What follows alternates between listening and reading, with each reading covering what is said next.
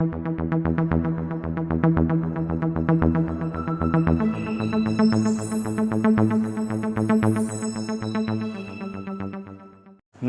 दोस्तों, विश्वास education private limited में आपका स्वागत है।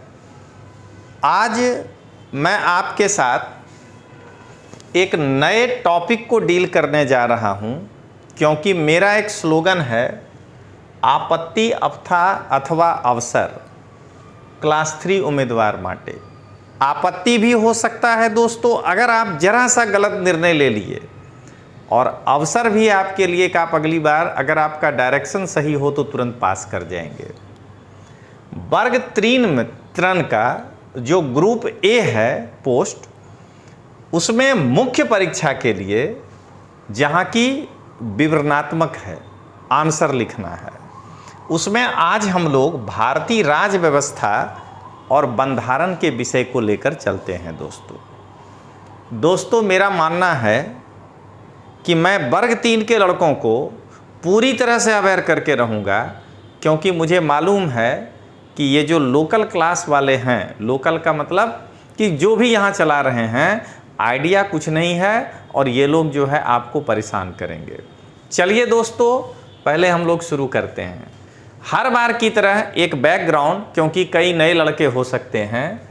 ग्रुप ए के मुख्य परीक्षा का जो स्ट्रक्चर है ये स्पीड में आज बताएंगे। गुजराती भाषा कौशल 100 मार्क का 3 घंटा मीडियम गुजराती, अंग्रेजी भाषा कौशल 100 मार्क का 3 घंटे का मीडियम अंग्रेजी, सामान्य भाषा 150 मार्क का सामान्य ज्ञान और 3 घंटे में गुजराती। 350 मार्क का ये आपका एग्जाम है। अंग्रेजी भाषा कौशल का लेवल धोरण 12 और गुजराती भाषा कौशल का जो है धोरण 12 और विवरणात्मक प्रश्न रहेगा। मुख्य परीक्षा के पाठ्यक्रम में जो सामान्य अभ्यास है वो विवरणात्मक है, मीडियम गुजराती है, टोटल 150 गुण है और 3 घंटे का ये एग्जाम है।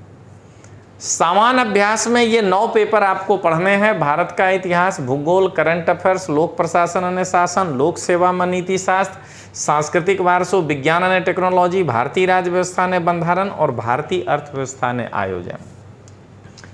दोस्तों वर्ग 3 में जो लड़के ग्रुप ए की तैयारी करना चाहते हैं और ख़ास करके मुख्य परीक्षा, तो उसको ध्यान में रख करके नवा नियमों पछी क्लास 3 में नवीन परीक्षा में नवी रणनीति माटे।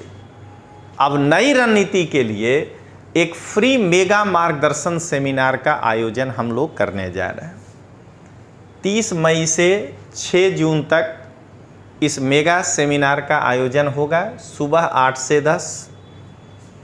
30 मई को मैं आपको विज्ञान और टेक्नोलॉजी के बारे में बताऊंगा। 23 साल का मेरा अनुभव है आईएएस और जीपीएससी 2 ही सेक्शन को पढ़ाने का। मेरे साथ हैं मूलचंद राणा जी, वो निबंध गुजराती और अंग्रेजी में जो आता है और एथिक्स का क्लास लेंगे आपका, वो एक्स मेंबर हैं जीपीएससी के। रवि बारोट सर 1 जून को मैथ और रीजनिंग लेंगे, इनके पास 7 वर्ष का अनुभव है।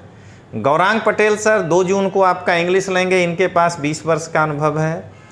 रानी मैम आपको भारतीय इतिहास और लोक प्रशासन उस पर लेक्चर लेंगी, 20 साल का अनुभव है। एक्सपर्ट फैकल्टी 4 जून को आपको सामान्य विज्ञान पर लेक्चर लेंगे। धर्म सिंह सिसोदिया सर 5 जून को सांस्कृतिक वारसों पढ़ाएंगे, उनका अनुभव जो है वो 7 वर्ष का है। और चिराग परमार सर 6 जून को आपको करंट लेंगे, जिनका अनुभव 5 वर्ष का है। तो ये 8 टीचर की टीम आपके साथ 30 मई से लेकर के 6 जून तक इस नए पैटर्न पर आपको किस तरह से तैयार होना है, उस पर जो है एक फ्री मेगा सेमिनार का सब्जेक्ट वाइज आपको दे रहा है। तो देर किस बात का, रजिस्ट्रेशन कराने के लिए कलम उठाइए और 9428804128 को नोट करिए, या इसको मोबाइल में आप जो है लीजिए और हमें रजिस्ट्रेशन कराइए।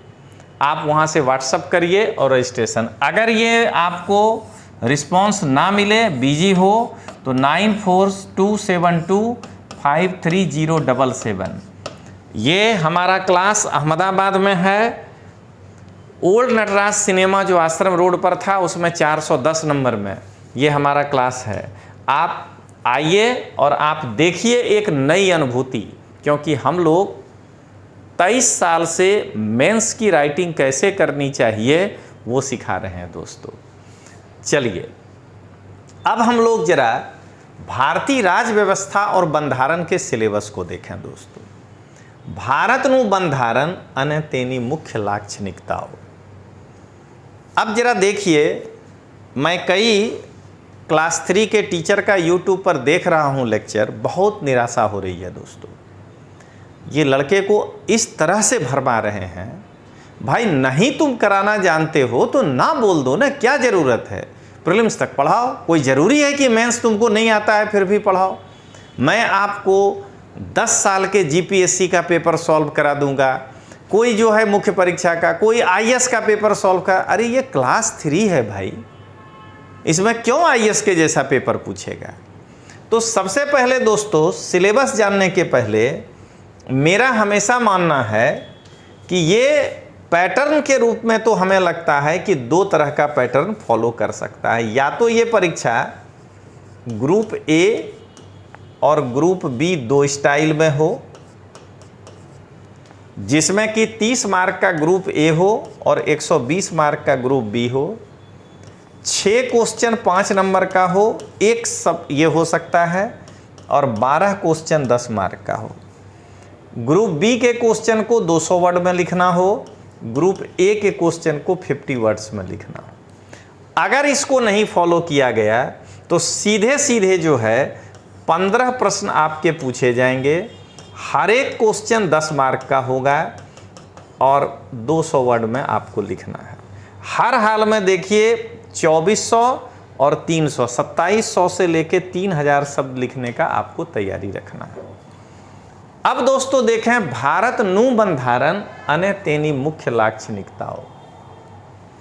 सबसे पहले दोस्तों एक बार सोच कर देखिए कि अगर हमको कहता है पढ़ने के लिए भारत नु बंधारण अने तेनी मुख्य लाक्षणिकताओं, तो भारत नी बंधारण अने तेनी मुख्य लाक्षणिकताओं, तो आखिर इसमें क्या हो सकता है मुख्य परीक्षा के हिसाब से सवाल। अब दोस्तों YouTube पर 8 टॉपिक डील करें और आधे घंटे 1 घंटे में करना होता है, तो पूरा डिटेल्स तो नहीं, लेकिन हाँ एक एक टॉपिक फुल डिटेल्स लेंगे आपके सामने। जैसे भारत की पहली लाक्षणिकता है विशाल संविधान या वृहद संविधान व बंधारण, ये हमारा पहला लाक्षणिकता है। अब जरा एक बार सोच करके देखिए कि पहले तो एक सबसे सिंपल सवाल ये पूछा जा सकता है कि भारतीय बंधारणनी मुख्य लाक्षणिकताओं कई छ। एवं सिंपल सवाल 200 शब्द में लिखिए। ऐसे सवाल में आंसर में कंटेंट बहुत इंपॉर्टेंट होता है दोस्तों। आप किस प्रकार का कंटेंट दे रहे हैं, क्योंकि जरा आप देखिए कि यहाँ पर इस प्रश्न को मैं आपको दिखाता हूँ कि देखिए किस तरीके से आप जो है कंटेंट में दिक्कत में आ सकते हैं। देखिए प्रश्न क्या कहा, भारतीय बंधारण नु मुख्य लाक्षणिकताओं कई छ। और एक प्रश्न कह रहा है भारतीय संविधान के सेलिएंट फीचर को आप बताएं। जरा दोनों में फर्क समझिएगा, एक है कैरेक्टरिस्टिक्स और एक है सेलिएंट फीचर। तो अगर आपको तेनी मुख्य लाक्षणिकताओं में कहता है भारतीय बंधारणनी मुख्य लाक्षणिकताओं सूचे, तब तो आप जो भी लिख रहे हैं वो आराम से लिखिए कि भारत नु बंधारण विशाल बंधारण छे, भारत के संविधान में एकीकृत नागरिकता है, भारत के बंधारण में मूलभूत अधिकार है, भारत के बंधारण में नीति निर्देशक तत्व है, राजनु मार्गदर्शन सिद्धांत, भारत के बंधारण में मूलभूत फर्जों है। ऐसे करते हुए लाक्षणिकता आप लिख सकते हैं। लेकिन अगर यही बात देखिए भाषा कैसे बदलेगा, अगर कहता है कि नहीं मुख्य नहीं स्पेशियल यानी सेलिएंट फीचर क्या है, इस शब्द का मतलब होता है कि वैसी यूनिक विशेषता जो भारतीय संविधान में है दूसरों में नहीं। तो दोस्तों यहां पर आपको क्या लिखना है, तो हमारे संविधान की सबसे यूनिक फीचर, यहां सेलिएंट के जगह पे यूनिक भी कह सकता है, विशाल संविधान। अब ये आपके साथ सभी लोग एग्जाम में जाएंगे लिखने के लिए, लेकिन अगला पॉइंट में जो मैं गाइड करूंगा उसमें और दूसरे लोगों में ये फर्क आएगा कि कहेंगे लिख दो सिंगल सिटीजनशिप। नहीं, ये तो कई देशों में है। हमारा देश अकेला है जहां सिंगल और एकीकृत दो प्रकार की नागरिकता है। ये हमारी विशेषता है। हम सिंगल सिटीजन भी दिए हैं और पूरे भारत में रहने वाला हर व्यक्ति खुद को भारत का नागरिक कहता है। और आज के डेट में इसको विस्तार करना है तो एकल एकीकृत नागरिकता समुद्र पारीय नागरिकता नी साथे, ये तीनों एक साथ शायद ही किसी देश के संविधान में, क्योंकि हमको कह रहा है सेलिएंट फीचर, यूनिक फीचर। इसी तरह अगर हमारा दोस्त लिखता है मूलभूत हकों राजनो मार्गदर्शन सिद्धांत, नहीं, मूलभूत हकों राजनो मार्गदर्शन सिद्धांत अने मूलभूत फर्जों एकज बंधारण में। विश्व के किसी देश में के संविधान में तीनों एक साथ नहीं है, ये हमारा है। तो ऐसे करके मैं आपको क्लास में बताऊंगा कि आप कैसे सेलिएंट फीचर आएगा तो लिखेंगे और नॉर्मल फीचर आएगा तो लिखेंगे। अब हमको मान लीजिए विशाल संविधान हमारा दूसरा, तो आपको यहाँ पर प्रश्न आ सकता है कि भारत का संविधान, भारत नु बंधारण नु विशालता नु कारण सूच या परिबल सूच।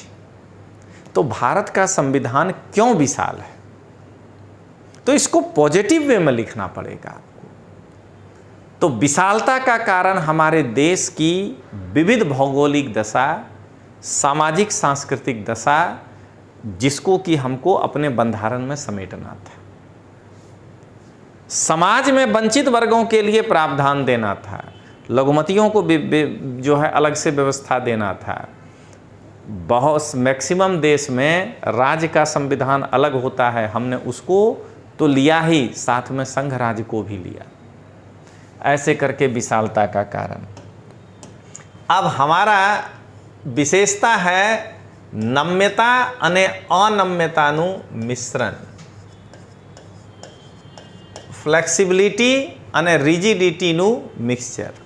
ये मेरा स्पेशल फीचर है। किसी देश का संविधान या तो फ्लेक्सिबल है या तो रिजिड है, ये मेरा सेलिएंट फीचर है। तो आपको कहेगा कि अगला कि नम्यता और अनम्यता का मिश्रण है कैसे, तो फिर उसको बताइए। इसी तरह दोस्तों मान लीजिए अगर आपको अगला टॉपिक कहे हमारे संविधान का सेलिएंट फीचर समवाय तंत्री होवा छता एकात्मक छे, ऐसा कोई देश नहीं होगा, या तो वो एकात्मक है या तो वो समवाय तंत्री है, हम दोनों हैं। हमको इस पर देगा कि कैसे बताइए। तो लोग जो है जब आप इसको कंबाइंड करके नहीं लिखना चाहेंगे तो देखिए समवाय तंत्री होवा छता एक बता रहे हैं। राष्ट्रपति का जब हम चूंटनी करते हैं तो समवाय तंत्री होते हैं, लेकिन जब राष्ट्रपति का के ऊपर महा आरोप लगाते हैं तो एकात्मक हो जाते हैं। नए राज्यों के गठन के समय विधानसभा को जो है हम बिल भेजते हैं वो समवाय तंत्री हैं, लेकिन अंतिम निर्णय संसद लेता है एकात्मक है। यहाँ पर इस तरीके से लिखना है। तो दोस्तों मैं आपको एक टॉपिक बताया, बाकी मैं बार बार यही आपको कहूँगा कि ऐसा ना हो जो हाल जीपीएससी के लड़कों का हुआ बेचारे का। 2018 के बाद इतने खुद को एक्सपर्ट बताने वाले लोग आ गए, खुद जो है परीक्षा दिया है, उसका बैकग्राउंड नहीं है उस विषय का, पढ़ाने आ गया। आज जीपीएससी की तैयारी करने वाला लड़का फंस गया है दोस्तों। बेचारे को ना निगलते बनता है ना उगलते बनता है, क्योंकि वो थ्योरी मजबूती से पढ़ा नहीं, रोज सोचता है 2 प्रश्न लिखेंगे मेरे अंदर जो है एबिलिटी आ जाएगा, और हकीकत में एनालिसिस नहीं है उसके पास। आप ये गलती मत करिएगा। कितना भी कोई आपको भरमाए कि मैं मुख्य परीक्षा में जीपीएससी का पेपर सॉल्व करा दूंगा, नहीं, पहले थ्योरी पढ़िए, उसके बाद जाकर के को आंसर राइटिंग करिए। अब आइए, भारतीय संघ અને राज्य सरकारों कार्यों અને फर्जों। भारतीय संघ અને राज्य सरकारों कार्यों तथा फर्जों। भारतीय संघ के सरकार के काम और फर्ज एक बार पहले आगे देख लीजिए तो व्याख्या करने में बनेगा। देखिए, केंद्र અને राज्य सरकार वच्चे सत्तानुविभाजन, संसद, विधानमंडल, न्यायपालिका, मतलब क्लियर हो गया कि यहाँ राष्ट्रपति, उपराष्ट्रपति, राज्यपाल, इन सब के मुख्यमंत्री, प्रधानमंत्री, इन सब के बारे में पढ़ना है। अब दोस्तों जरा देखिए कि यहाँ पर एक अच्छा प्रश्न आपको अगर पूछे कि यद्यपि जिस प्रकार केंद्र में राष्ट्रपति की भूमिका होती है उसी प्रकार राज्यों में राज्यपाल की, लेकिन कई मायनों में राज्यपाल के पास राष्ट्रपति से अधिक शक्तियां हैं। कैसे? अब देखिए आप इसको कैसे लिखिएगा, तो उनके काम और उस चीज़ों को हम लोग देखेंगे। संघीय माળખાને संलग्न मुद्दाओं અને પડકારો राज्यों में राज्यपालनी भूमिका। जबरदस्त क्वेश्चन है दोस्तों।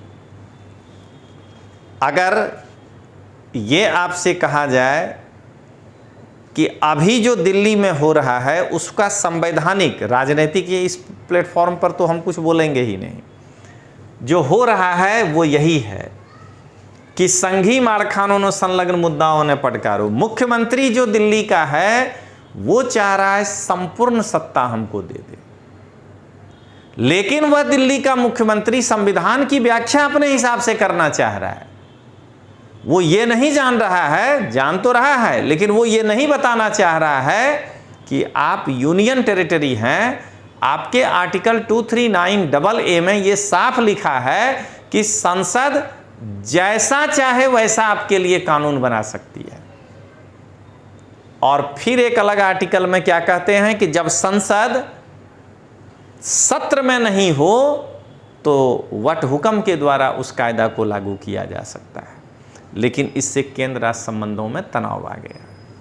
देखिए, ऐसे करके करंट क्वेश्चन पूछे जाएंगे।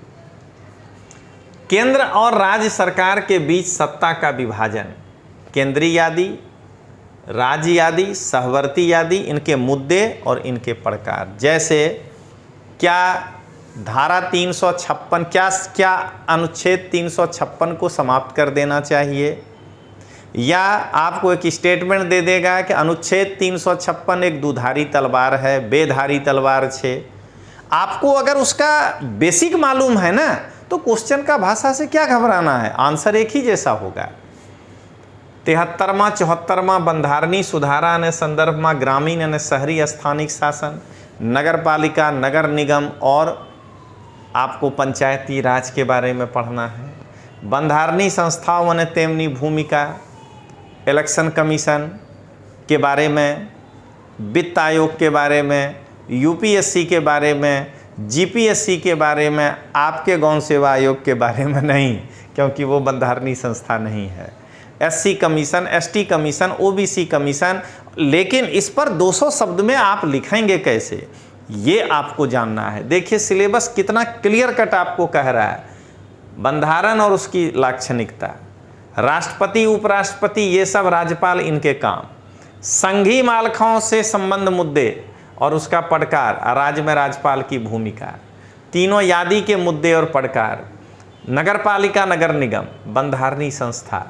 अब कह रहा है संसद और विधानमंडल, यानी उनका क्या स्ट्रक्चर है, कामगिरी, कार्य संचालन, सत्ता और विशेषाधिकार और उससे संलग्न मुद्दे।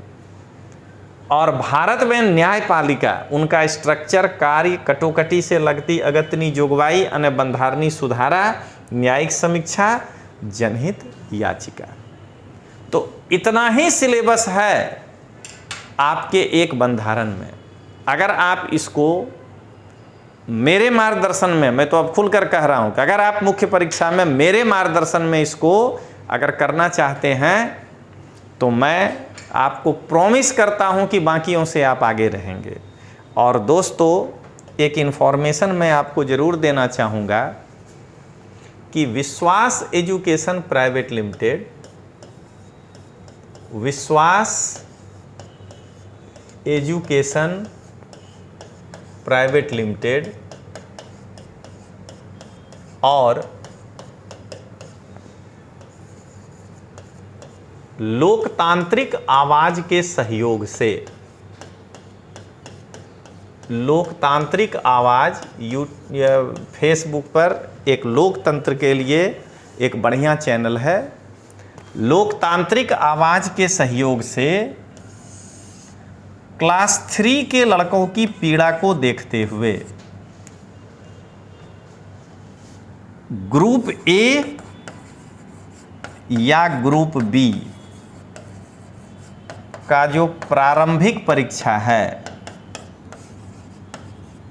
उसकी तैयारी फ्री कराने का निर्णय लिया गया है। लेकिन इसके लिए लिमिटेशन क्या है?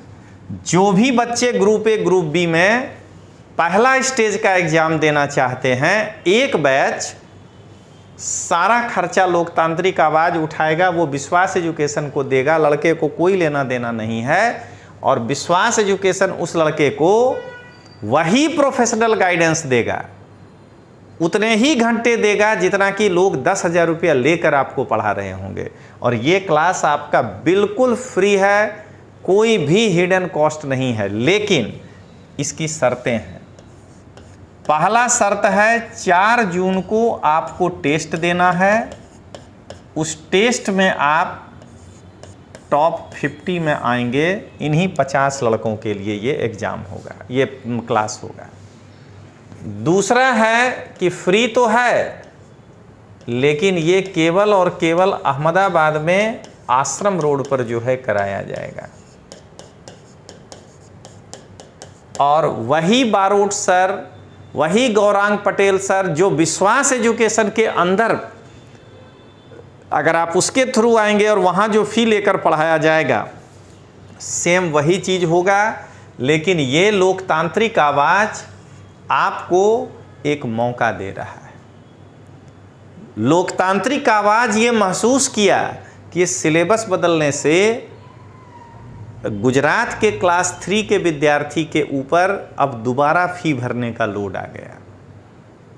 और उस लोड को हम एक छोटे से संस्थान वाले हैं, आपको फ्री में जहाँ तक मदद कर सकते हैं ये करेंगे।